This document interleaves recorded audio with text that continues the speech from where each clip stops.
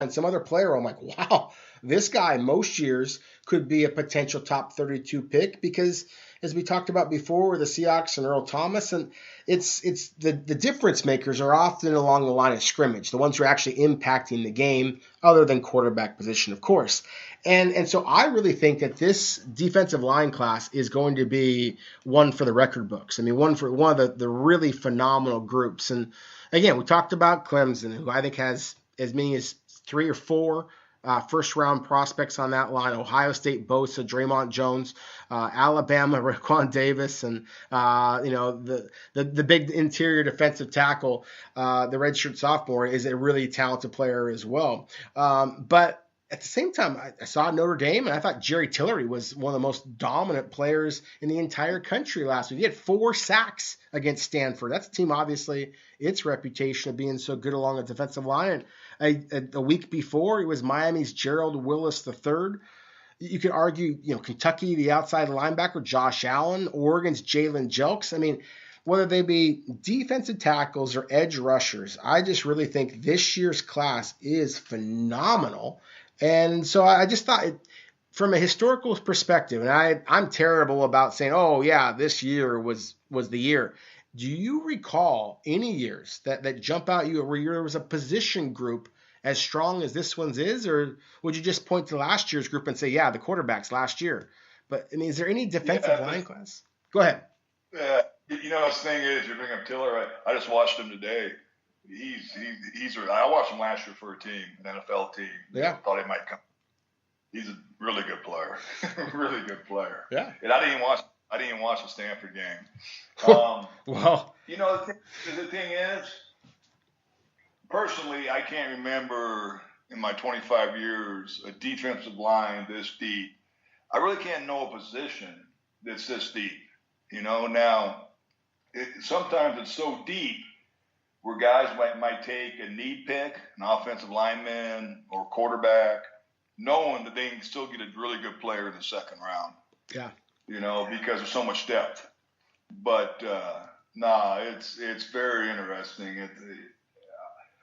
It'll be interesting when I'm said and done, before I head to draft meetings, how many guys I got in the first round. It'll be very interesting because you almost get scared by saying, well, shoot, he's a first rounder. Well, shoot, he's a first rounder. And then all of a sudden, like, well, other guys got to go too. You got quarterbacks, you got corners. Yeah.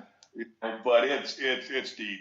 It's deep. I mean, I remember last year just watching Clemson. I'm like, holy smokes, all 4 of these guys could play in the league today. Yeah. And they could, and they're all going to be in the draft. And it's unique. Alabama, they got their guys. I mean, it's going to be interesting. No. I would think when it's all said and done, with the amount of defensive linemen taken in the first round, it might be a record. That's kind of as well. Sure. Yeah, I don't know for sure, but it's going to be a lot. No, that was my thinking as well. Is that off the top of my head, I mean, I haven't done the numbers to see how many defensive tackles or how many edge rushers, because let's face it, in today's NFL, edge rusher can mean so many different things. But it's just the fact that there's so many impact defensive linemen, and these last couple of years we have just seen these phenomenal classes of quarterbacks or phenomenal classes of running backs, and I don't know that there's going to be a phenomenal class of quarterbacks or running backs this year. I think some good, solid players. And I think that, if the Oregon junior, Herbert or Stidham from Auburn, those are 2 quarterbacks that you and I have talked about a little bit on the show already that we think are potential studs in the NFL. But, the seniors, I like Drew Lock at the quarterback position, but I don't know if there's a running back out there that I am absolutely, amazed by the way I was last year with Saquon Barkley and, of course, Chubb and Michelle and Rashad Penny. I mean, it was just, you could see the depth. But I think that this year's class along a defensive line, those outside linebackers, those edge rushers, is so much better than everything else that it might kind of scare off some of the players at other positions just because they may not want to jump into this year's draft class just because they potentially could fall a little bit lower down the board as teams gamble on these guys. Because as you mentioned before, the free safety, I think that was an interesting point. Earl Thomas, he's still a safety. How high do you take a safety? Well, defensive linemen, with the exception of quarterbacks, defensive linemen, you still take high. And that's why I think not only could we might see a record number of the guys in the top 32, we might see a record of the guys in the top 10, where I could see 5 or 6 guys on the defensive line go that early. Yeah, well, the only reason it wouldn't shake out that way, it'd be in the top 10. It'd be teams moving back because, like I said, there's so much depth at the position. They have 3 they like, and they'd be happy with one of the 3.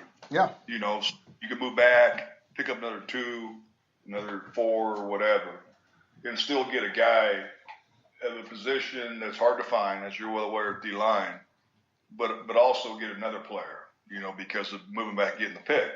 So the only reason if any of these guys fall, you know, we got a lot of football still left, of course. But it's because of the depth. It's like, okay, well, we could take him now. We could take this tackle, offensive tackle, then we get so-and-so, you know, in the second round with the 3rd pick or 5th pick or whatever. Yeah. And we get 2 bangs for the buck, you know. So that's when it comes into being a good GM, when you start game planning that stuff. Now, it's not always accurate.